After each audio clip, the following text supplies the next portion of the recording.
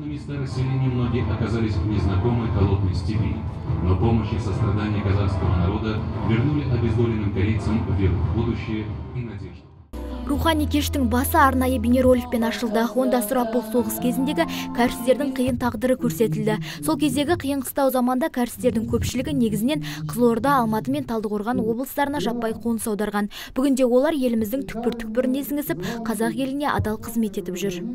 1939 жылғы депортация салдарынан 95 мыңнан астам кәріс қазақ еліне көшірілген болатын. Қаншама қиындықты бастан кешірген кәріс халқын қазақ халқы жылы шырай танытып қарсы алады. Кітапта осы тақырыптар анық жазылған.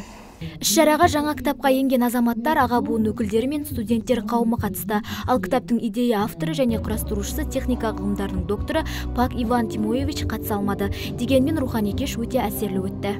Бүкіл қалай біз көштік, Корей халқы қалай көшті Қазақстан жеріне, қалай өмір сүріп жатыр, Қазақстан ел үшін өзінің үлесін қосып жұмыс істегенін сол бәрін соқта жазып тұрды. Бұл сталиндік уақыт болғанда, сол кезінде қазақ халқы өзің нан мен сумен бөліп, Корей халқы аман қалды.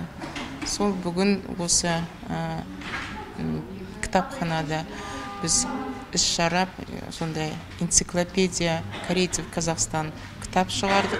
Оңтүстікте 9 мыңнан астам кәріс ұлтының өкілдері тұрады. Олар Қазақстанды өз отаным деп есептейді және елімізді гүлдендіру үшін аянбай еңбек етуде. Динара Сәрсенбаева, Константин Юсупов, ТВК телеарнасының жаңалықтар қызметі.